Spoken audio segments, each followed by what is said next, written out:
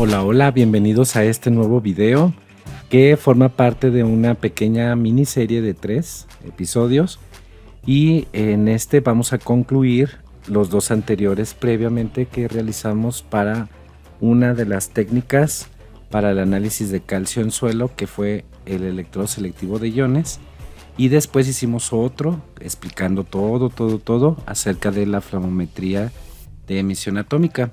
Queda una pregunta que todos me han hecho al respecto, una vez ya visualizando ambos métodos, y es: ¿cuál de los dos voy a usar? ¿Ambos dan el mismo resultado o no dan el mismo resultado? Pues en los videos pasados revisamos cómo funciona el ICE y cómo podemos hacer el cálculo de nuestro calcio en el suelo, así también como para la flavometría, que es un método clásico. Y de hecho los instrumentos que usamos en el laboratorio fueron estos que ven en la foto, y como podemos ver pues son uno bastante antiguito de los años 60 y uno que ya es más moderno de los años 2000, 2010, 2015, y queremos saber si nosotros, por ejemplo, en algún momento quisiéramos sustituir este nuevo instrumento, que es la técnica del electrodo selectivo de iones, contra este de flavometría, pero para ello necesitamos las bases estadísticas para poder revisar si con sustento matemático podemos ver si son intercambiables o no. Vamos a usar 2 herramientas que te van a servir para comparar cualquier par de métodos analíticos en tu propio laboratorio: el análisis de Passing-Pavlov, que detecta si un método se desvía sistemáticamente de otro, y el análisis de Bland-Altman, que te dice qué tanto se parecen sus resultados y si esa diferencia es aceptable o no. Todo esto a través de un software libre que se llama Jamovi y que tiene una posibilidad de descargar módulos específicos. En este caso vamos a usar la herramienta R, que es un software muy conocido en todo el mundo y que tiene una gran capacidad para hacer cálculos estadísticos, y es muy conocido y empleado por muchas personas en el mundo. Entonces, si te perdiste esos videos y los quieres repasar, te los dejo aquí en la descripción para que le eches un ojito, y entonces podemos entrar de lleno a esta competencia. Si les parece bien, empezamos. Bueno, antes de comenzar, me gustaría que platicáramos un poco acerca de la diferencia que hay entre una correlación y un acuerdo. Cuando yo hago un análisis instrumental en el laboratorio de química analítica, normalmente usamos una correlación lineal para revisar si hay, digamos, una existente correlación, valga la redundancia, entre la señal que me da el instrumento y la concentración que yo introduzco para que nos dé esa lectura. Si hay una correlación completa, quiere decir que si yo aumento la concentración, la señal analítica crece proporcionalmente. Eso es correlación, porque mide la fuerza y dirección de esa relación lineal entre esas dos variables. En cambio, el acuerdo o concordancia en estadística mide si 2 métodos están dando exactamente el mismo resultado o están dentro de los límites aceptables que nosotros planteamos desde un principio. Por eso se llama acuerdo, porque es finalmente un acuerdo entre pares, o entre los acuerdos que nos dictan las normas oficiales o las metodologías en las cuales están basadas las normas, ¿no? O las leyes, por ejemplo, o alguna farmacopea o alguna referencia internacional, por ejemplo. Supongamos que el método A mide exactamente el doble que el método B. Si graficamos esto, la correlación será perfecta y tendremos una R, un coeficiente de correlación de Pearson de 1, porque la relación es lineal y completamente satisfactoria, impecable. Sin embargo, el acuerdo es nulo si el método de referencia, por ejemplo, nos dice que nuestro resultado es de 100 miligramos por decilitro y tu nuevo método te dice que te da 200 miligramos por decilitro. Y entonces, por ejemplo, en un resultado analítico en química clínica, pues en esto tendríamos una repercusión grande en el diagnóstico. Entonces esto nos traería graves problemas porque yo asumo que es el mismo resultado sin hacer un análisis estadístico que sustente todo esto. Por ejemplo, aquí lo podemos observar, ¿no? Hago esta diferencia de el método A contra el método B y veo que hay una pequeña desviación, pero que está dentro de lo aceptable, ¿no? Entonces, en este caso, pues no habría ningún problema. Sin embargo, si yo observo, por ejemplo, que ya empieza a haber una pequeña diferencia, tenemos que evaluar qué tanto esa diferencia va a impactar, digamos, en los resultados que yo planteé como equivalentes de un método contra el otro. Por eso es bien importante que hagamos este tipo de análisis estadístico para revisar cualquier tipo de sesgo o desviación que podamos tener y poderlo estimar y poderlo de alguna forma compensar o calibrar o hacer alguna acción correctiva dentro de mi proceso analítico. Entonces, correlación no siempre implica concordancia. Lo ideal pues es de que tuviéramos tanto correlación como concordancia con lo que nosotros planteamos desde un principio. Entonces, una de estas técnicas estadísticas es el análisis de Bland-Altman, que es un método completamente gráfico que mide la diferencia media, que le llamamos sesgo o bias en inglés, y digamos, el sesgo lo vamos a medir a partir de lo que nosotros planteamos como un acuerdo. Es decir, que si yo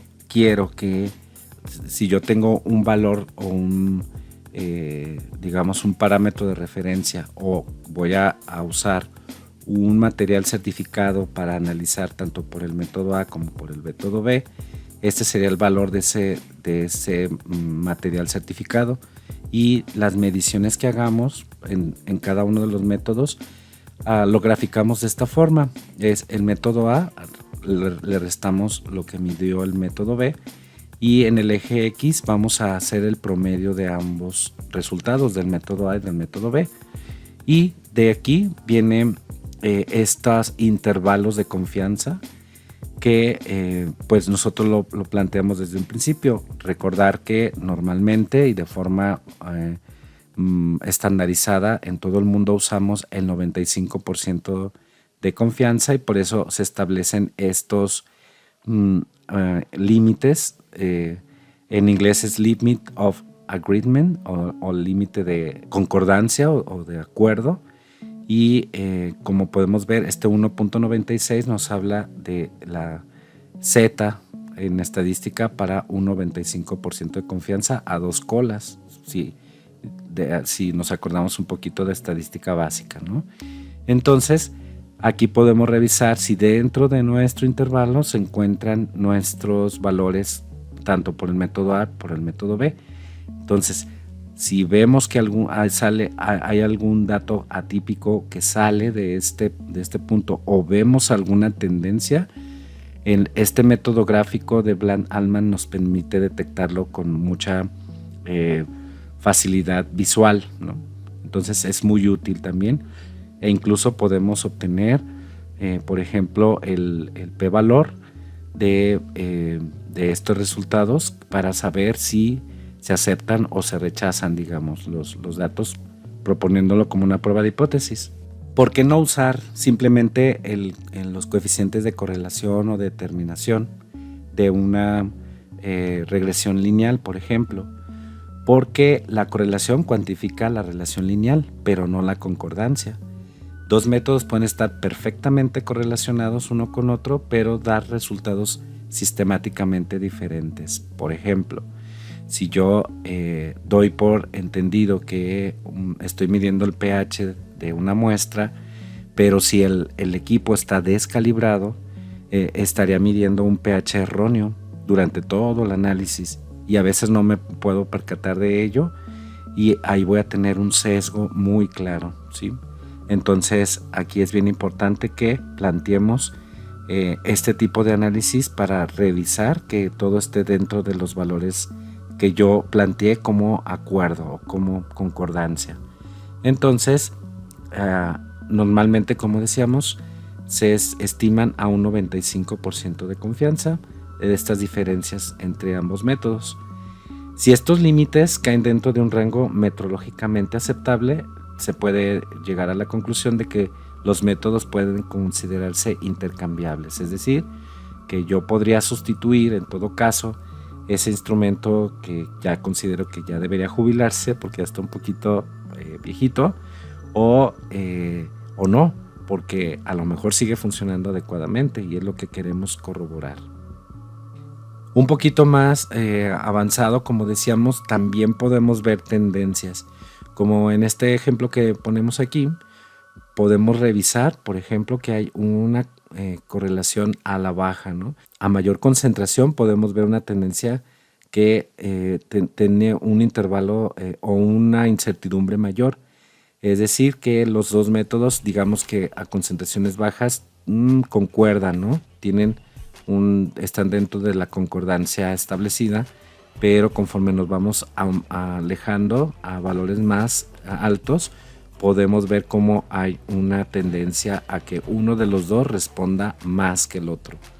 Y aquí lo podemos visualizar en este gráfico. Una tendencia, en este caso, negativa. Y entonces, eso es un sesgo importante que tendríamos que estar revisando de dónde proviene. Y como podemos ver también, entonces, aunque están dentro todos mis datos de límites de acuerdo o límites de confianza, sin embargo podemos caer en que conforme estamos haciendo análisis en esta zona de valores altos, podríamos correr el riesgo de salirnos de estos acuerdos. Entonces, el análisis de Bland-Altman tiene los siguientes supuestos. Nosotros suponemos que todos los datos siguen un comportamiento de la distribución normal y por lo tanto yo uso como parámetros pues los intervalos de confianza habituales de 1.96 para el 95% de confianza. También es importante que los datos tengan homocedasticidad. En esto lo podemos visualizar a que los datos digamos que tengan un comportamiento en cierta forma aleatorio, pero dentro de la normalidad, pues. Es decir, si vemos que se forma una especie de cono o trompeta, es muy probable que tengamos un error tipo sistemático importante. En cambio, si vemos alguna tendencia a agruparse en algún lado, los datos tampoco tendríamos esa distribución homogénea que es la homocedasticidad.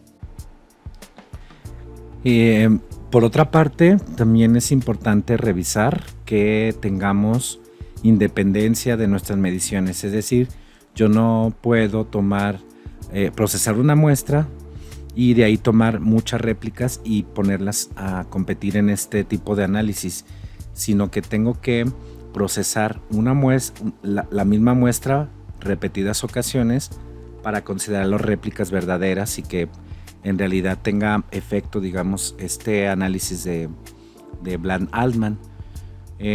Por otra parte, pues es importante que revisemos que también los criterios que se toman como aceptación para este análisis es que nuestro bias o sesgo tenga un valor de 0. Eso significaría, en este ejemplo que tenemos aquí, el bias en un valor diferente del 0, significa que ya hay una diferencia negativa, una tendencia negativa entre los resultados, porque recordar que este eje es la diferencia entre un método y otro.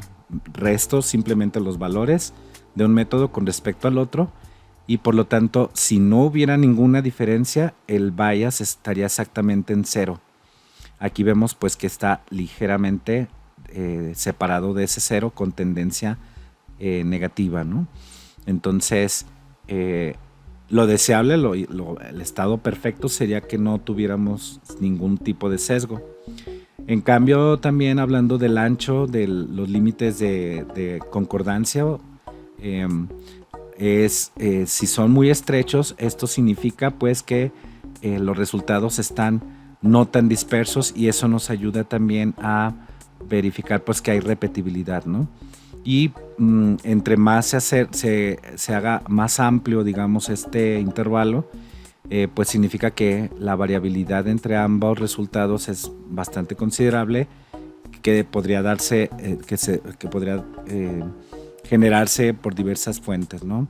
Instrumentales, humanas, del analista, de las condiciones del laboratorio, etcétera, etcétera. Entonces lo ideal es tener un ancho estrecho de los límites. Aquí pone, por ejemplo, menos de 1% de error.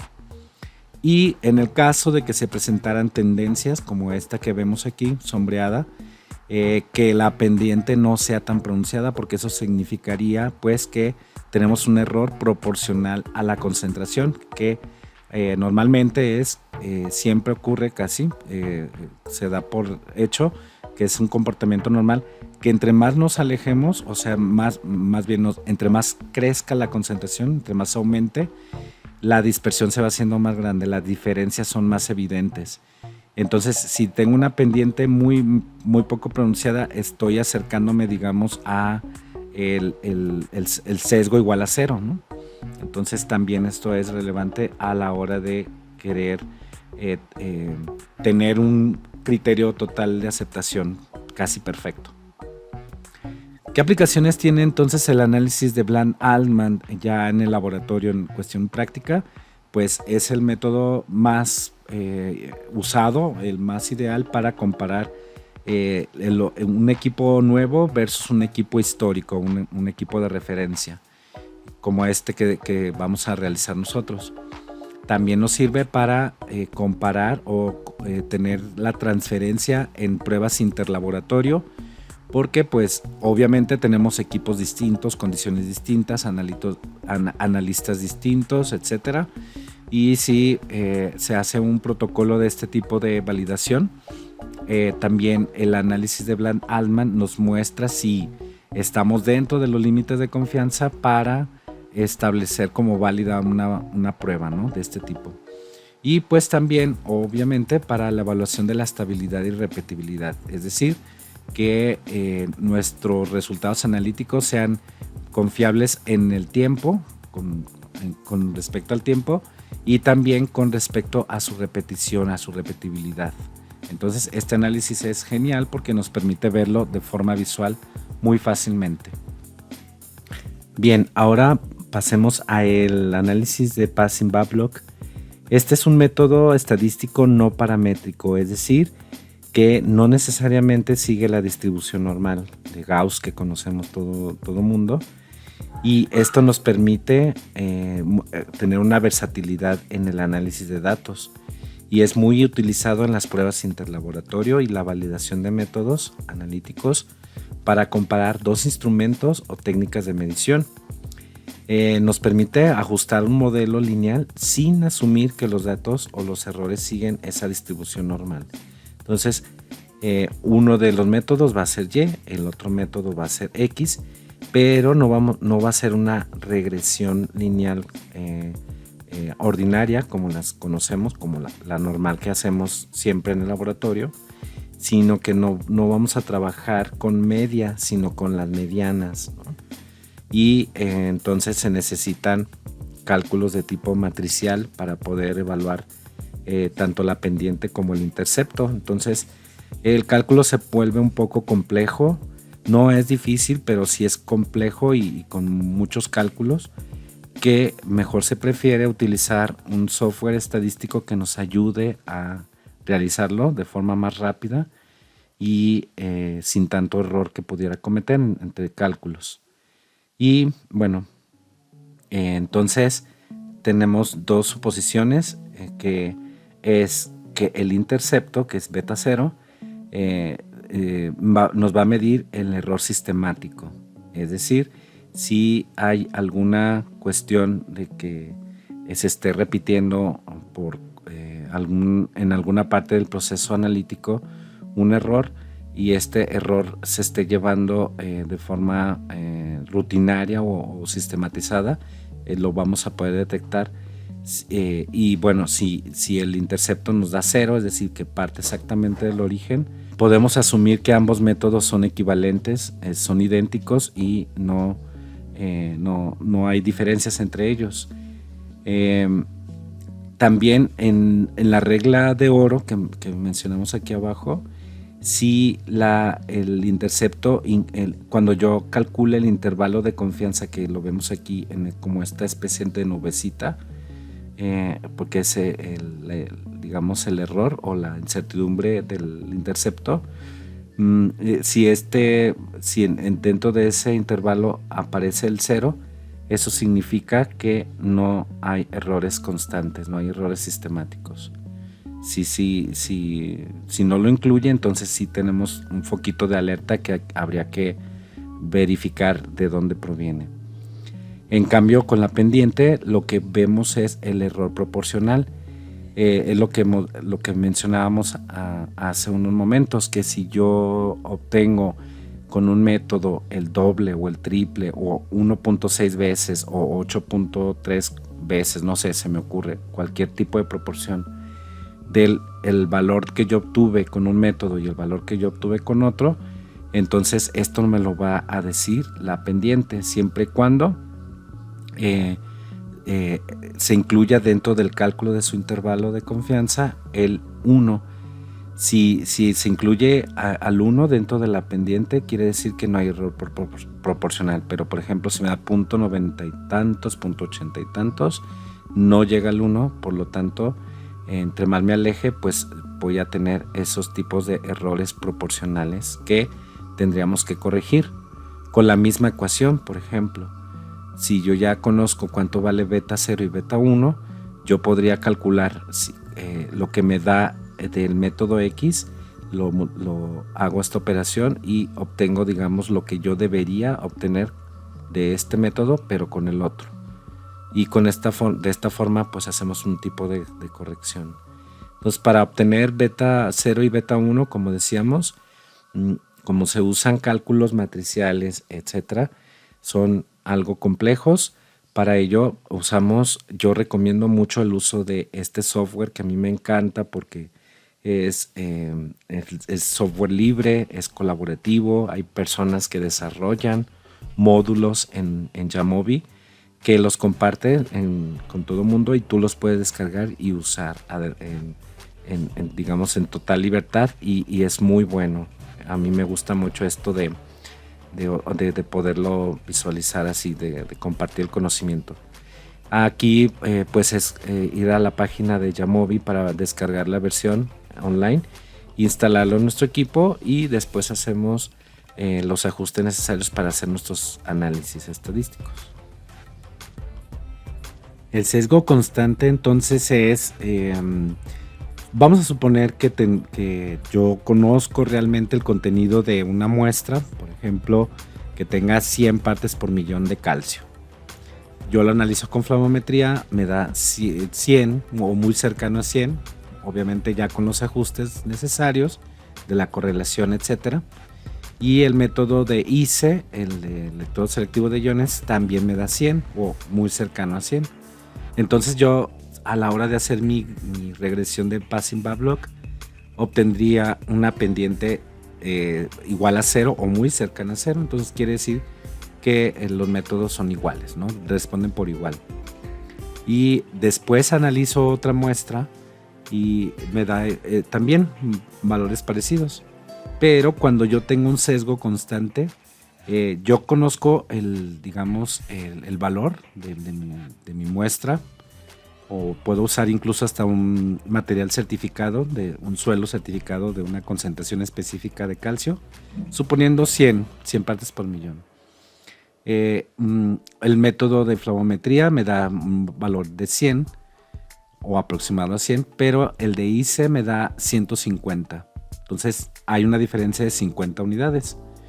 Después analizo otra muestra de otra diferente concentración, un poco más alta o más baja, y me vuelve a dar, por ejemplo, flamometría me da 200 partes por millón y el método de ICE me da 250 partes por millón. Y luego uno me da 300 y el otro me da 350. Entonces hay un sesgo constante y eso lo puedo identificar perfectamente en el intercepto. Ese valor lo va a resaltar, digamos, el valor del intercepto. En cambio, el sesgo proporcional es acumulativo, es conforme yo voy aumentando la concentración, el sesgo va aumentando también. Empezamos ambos en 100 partes por millón, luego 200 partes por millón y uno me da 200 más o menos y el otro ya me dio 250. Y luego analizo 300, flamometría me da 300 o aproximadamente 300 y el otro ya me dio 400, no sé. Y así, conforme voy aumentando, voy viendo que hay una diferencia muy significativa y esto lo voy a detectar a través de la pendiente. Si la pendiente es 1, quiere decir que no tengo sesgo proporcional y tendría que ir a revisar el intercepto a ver si hay un sesgo constante. Si ambos se cumplen, pues sería la perfección total, ¿verdad? Pero siempre va a ocurrir que uno se mueve y el otro no. Y entonces aquí tendríamos que hacer las acciones correctivas necesarias para pues emitir mi resultado con toda la confianza posible. En cambio, los errores aleatorios pues son de tipo entrópico, o sea, la entropía ahí, el caos, todos los errores que pueda tener se van a deber a cuestiones que yo no puedo controlar, ¿no?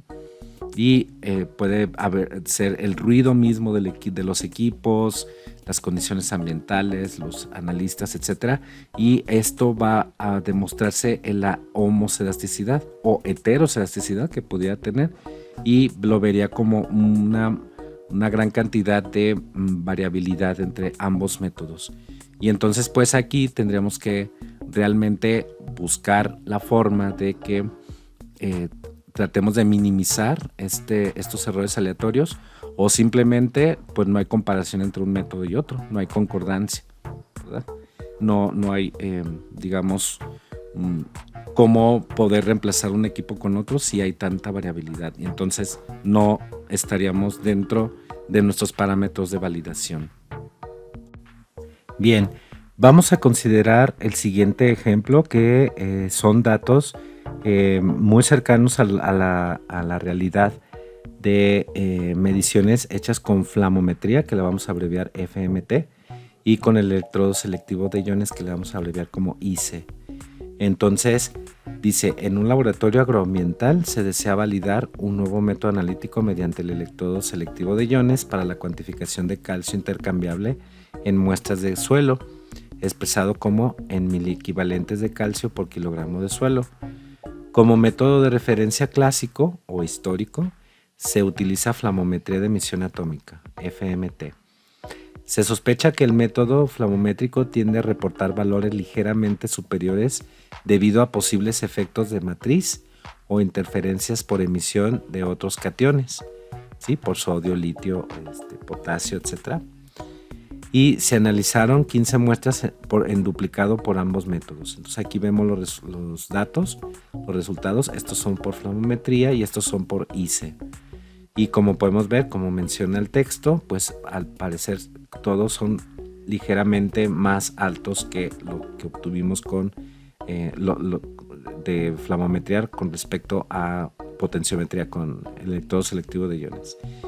Lo que nos queremos contestar con los resultados que hagamos en Jamovi es, primero vamos a hacer el análisis, bueno, todo se va a correr en un solo análisis en el software, lo vamos a ver enseguida. Lo que nos pide el ejercicio es que a través del análisis de Bland-Altman calculemos la diferencia promedio, el sesgo o bias entre ambos métodos y los límites de concordancia al 95%, graficar las diferencias frente al promedio de ambos métodos para evaluar si hay un sesgo constante o dependiente de la concentración. Y después, en el análisis de la regresión de Passing-Bablock, vamos a ejecutar el script también, que en el mismo script viene el análisis de Bland-Altman en Jamovi para estimar la pendiente y el intercepto con sus respectivos intervalos de confianza para ver si se cumple lo de la regla de oro que mencionábamos anteriormente o no, y poder llegar a nuestro veredicto, a nuestras conclusiones. Y pues hacer la interpretación estadística de si hay algún error constante o proporcional, revisando la pendiente y el intercepto de Passing-Bablock y la gráfica de Bland-Altman.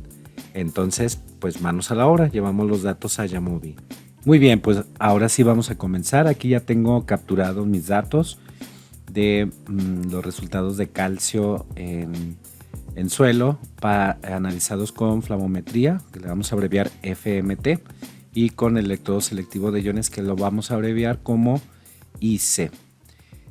Vamos a considerar que el método de referencia, digamos que el válido o el actual que yo tengo en el laboratorio es flavometría, y voy a contrastarlo contra la nueva técnica que quiero implementar, que es IC. Bueno, como dice el ejercicio, al parecer los datos de flavometría están ligeramente superiores a los de IC, y vamos a ver si pasan la prueba o no de concordancia y o correlación, porque también vamos a revisar un poquito el método el convencional de regresión lineal, ¿verdad? Entonces vamos a copiar nuestros datos y nos los vamos a llevar a Jamovi. Jamovi, pues hay que descargarlo previamente. Ya que entremos a la página de Jamovi y lo descarguemos, vamos a observar que ya trae algunos módulos preinstalados, y algunos tú los puedes instalar sin ningún costo. Es fabuloso esto. Haciendo clic en módulos, nos vamos a biblioteca de Jamovi y vemos lo que hay disponible, ¿sí? Aquí hay muchísimas técnicas que nos van a servir para todo nuestro trabajo estadístico. En particular, el que nos interesa actualmente es este, que es RJ Editor to Run R Code Inside Jamovi. Es para correr R dentro de Jamovi. Recuerden que lo que dijimos, R pues es un software que ya todos están basados en R finalmente. Sin embargo, estos métodos de, sobre todo la regresión de Passing-Bablock, yo no encontré, digamos, un software que ya lo trajera preinstalado, ni Minitab, ni StatGraphics, ni nada. Puede que sí ya haya algunos desarrollados en específico para ellos, pero para mí fue la mejor opción. Pero lo que tuve que hacer es escribir, bueno, yo no lo escribí, yo me apoyé completamente de una IA para que me escribiera el método el código que necesito para que realice los cálculos para la regresión de Passing-Bablock y la de Bland-Altman. Y como podemos ver, pues aquí hay algunos parámetros. Le pedí que me escribiera todo, qué es lo que yo puedo editar y qué no. Yo de formación soy químico, yo no soy programador, no soy ingeniero en software, por lo tanto yo desconozco bien así a ciencia cierta cómo escribir en R. En algún momento sí me gustaría aprenderlo, pero en el momento que estoy presente lo que me interesa es la validación de métodos. Y pues dentro de los cálculos podemos ver sobre todo el cálculo de la mediana. Aquí está haciendo todas sus mediciones. Y bueno, tú también se lo puedes solicitar a una IA, una interacción, para que vayan ajustando, haciendo pruebas, etcétera. Yo hice unas 4 versiones y ya finalmente quedó este último. Y entonces, ya que tengamos instalado el módulo de R en Jamovi, aquí ya lo tengo, va a aparecer de esta forma, y lo que toca pues es cortar los datos o copiar los datos y pegarlos directamente aquí en datos en Jamovi, y aquí van a aparecer ya. Ahora lo importante del código es bien importante que le demos los nombres exactos a las columnas conforme lo que nosotros pongamos aquí como variables en la columna X, que sería el método de referencia FMT, y el de contraste o el que vamos a analizar es IC. Entonces hay que cambiarles el nombre. Lo que hacemos en Jamovi es nos vamos a configuración y aquí le ponemos el nombre FMT, a la columna A y a la columna B le ponemos IC, y ya con esto pues me va a detectar que está correcto todo a la hora de correr el código en R. Y después me voy a análisis y nos vamos al módulo de R. En este módulo tengo dos opciones, este es como el método viejito y este es el más nuevo, pues sobre todo nada más la interfaz, que aquí ya tengo mis dos variables. Y aquí es donde se corre el código, y entonces pues literalmente es que copiemos nuestro código completo, le doy en seleccionar todo, lo copio con control C y pego, borro lo que hay y lo pego y ya está, listo. Ahora hay que meter las variables, que es FMT e IC. Y ya por default el pequeño código que tenía al principio pues ya te da algunos resultados, pero con nuestro nuevo código lo vamos a correr y esperamos unos segundos para que haga el proceso y listo, súper rápido. Aquí está ya nuestros resultados. Tamaño de la muestra son 15 datos y me da los coeficientes de la regresión de passing by block, el intercepto y la pendiente. Y aquí están nuestros resultados que ahorita que analicemos todo esto lo podemos interpretar. Aquí están los intervalos de confianza, incluso ya te da un veredicto, el mismo código ya está programado y aquí nos está advirtiendo que la pendiente difiere significativamente de 1, pues lo podemos ver, no llega al 1 la pendiente. Y quiere decir que hay un error proporcional, justo como platicábamos. Y el intercepto dice que no difiere de 0, porque si nos fijamos en el intervalo de confianza, va de menos 2.57 a 6.02, pasa por el 0 el intercepto, por lo tanto no hay evidencia de error constante, o sea, no tenemos sesgo aditivo.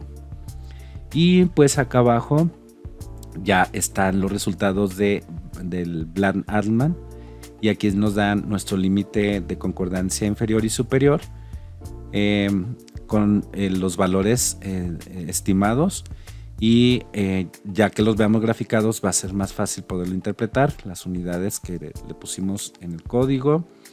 Y nos habla aquí ya que hay un sesgo proporcional porque hace una pequeña prueba de hipótesis de los residuales, y vemos que nos da un valor de una P muy bajita, 0.0039. Si estamos al 95 de confianza, el valor crítico es 0.05, entonces está más allá de alfa, que es nuestro valor crítico, y eso significa que sí hay una significancia en cuanto a la pendiente. Las diferencias de los supuestos de Bland-Altman, y eso significa que la magnitud de la diferencia depende del nivel de concentración, justo como vimos en los datos, ¿no? Aproximadamente. También el código corre una pequeña prueba que es, bueno, una pequeña, es por decirlo, porque esta prueba de Shapiro-Wilk es muy potente porque nos ayuda a verificar si nuestros datos tienen normalidad o no. Y como vemos, la P nos da un valor bastante alto, y esto nos significa que no se rechaza la normalidad, y por lo tanto podemos considerar que nuestros datos se comportan de forma normal. Aquí está la regresión lineal OLS, es Ordinary Least Squares, es el método de mínimos cuadrados que conocemos de toda la vida. Y aquí nos da una R, aquí fíjense, aquí el código debería ser una R minúscula, tendré que cambiarlo. Es de 0.9984. Si nosotros nos quedáramos con este valor, con la R que de toda la vida calculamos, vemos que hay una correlación perfecta, muy buen resultado. Y la R cuadrada pues también es pasable, ¿no? Desearíamos que fuera 9,9, otro 9, y ya un poquito más alto. Aquí ya hay un foquito que hay que encender, ¿no? Pero bueno, de entrada sí, fíjense, si yo nada más hiciera el puro análisis de mínimos cuadrados, me podría ir con la finta de que si yo pongo a uno como X y otro como Y, pues digo, pues tiene una correlación muy buena. Bueno, puede ser que sí hay correlación. Perdón, no es que pueda, es que efectivamente hay buena correlación, porque incluso con Passive Bablock también lo podemos ver. Sin embargo, eso no significa que haya concordancia, ¿verdad? Y pues aquí vemos los resultados de la regresión por mínimos cuadrados. Tenemos un valor de T, de la prueba de T, y el valor de P, que es significativo con respecto al intercepto. Y para flamometría tengo valores muy, muy buenos también en la regresión convencional. Ahora sí, aquí están nuestros gráficos. Esta es la regresión de Passive Bablock. Vean, efectivamente hay correlación, muy buena correlación. Sin embargo, pues sí, en la pendiente vemos pues que sí no llega, no pasa por el cero su intervalo de confianza. Y aquí vemos este intercepto de 1.94. También digamos que serían las diferencias en los 1000 equivalentes por kilogramo de ambos métodos, ¿no? Acuérdense lo que vimos en cuanto al sesgo constante. Sin embargo, pues es muy poco y está dentro de los intervalos de confianza del supuesto de Bland-Altman, que justamente aquí lo vemos. Y observen bien aquí qué pasó. El cero de sesgo, el bias cero, está muy lejos del centro de nuestro sesgo. Si no tuviéramos nada de sesgo, estaríamos acá. Esta línea roja estaría acá, pero observen cómo está hasta abajo. Vemos perfectamente que, bueno, son valores estrechos, quiere decir que hay buena repetibilidad, y también estamos dentro de los límites de concordancia o de acuerdo, ¿verdad? Hay un dato aquí, un poquito saliente, pero la regresión de Passive Bablock, la bondad que tiene es que los outliers o los datos atípicos no afectan tanto el resultado. Justamente por eso se prefiere esta regresión sobre la de mínimos cuadrados convencional. Pero aquí está la discrepancia, aquí es bien clara que estamos muy lejos del sesgo cero, ¿no? Hay concordancia perfectamente, pero no es del todo el criterio completo. Entonces hay correlación, sí, pero estamos con un sesgo tremendo, ¿no? Y también vemos pues con la pendiente de Passive Bablock, ese sesgo es el proporcional, el mayor, la mayor contribución a esta discrepancia. Entonces pues ya con esto podemos concluir. Nada más aquí en Jamovi, ya estos resultados los puedo exportar todo a PDF, por ejemplo, y poderlos analizar, compartir, etcétera. Se copian tal cual están presentes aquí. Y pues listo, vamos a las conclusiones rápidas para concluir ya nuestro video. Entonces, si te quedas con una sola idea de este video, que sea esta: la correlación no es lo mismo que concordancia. Puedes tener dos métodos que se mueven juntos casi perfectamente con una R de 0.998 y aún así no ser intercambiadas en la práctica. Eso solo se descubre cuando aplican las herramientas correctas: Passive Bablock para detectar el error sistemático y Bland-Altman para cuantificar qué tan de acuerdo están realmente. Si tu laboratorio quiere reemplazar un método de referencia por uno más rápido o económico, como aquí con el electrodo selectivo de iones frente a flamometría, no te quedes solo con el coeficiente de correlación. Corre estos dos análisis y te van a decir si necesitas una correlación y qué tan grande es el margen de error que estás asumiendo al cambiar de técnica. Entonces, volviendo a la pregunta que abrimos esta serie de videos: ¿son intercambiables la flamometría y el electrodo selectivo de iones para medir calcio en el suelo? La respuesta es que no directamente. Están altamente correlacionados, sí, pero el ICE tiene un sesgo sistemático que además aumenta conforme aumenta la concentración. Si vas a usar ICE como sustituto de la flavometría, necesitarías aplicar una correlación, no solo asumir que da lo mismo, como ya lo vimos. Aquí el error proporcional detectado en Passive Back Block con una pendiente distinta de 1. Y el sesgo sistemático en ICE, que mide 4.33 mil equivalentes por kilogramo por debajo de flavometría. El sesgo aumenta con la concentración, pues tenemos un sesgo proporcional donde ambas técnicas concluyeron lo mismo. Entonces, la moraleja es: antes de sustituir un método analítico, hay que validar con Passive Back Block y Bland-Altman. Con esto cerramos la serie de comparación de métodos de calcio en suelo. Y si te sirvió, ya sabes, dale like. Y si quieres que sigamos con más herramientas de quimiometría, déjamelo en los comentarios y lo hacemos. Por lo pronto, muchas gracias por visitar este canal y hasta luego.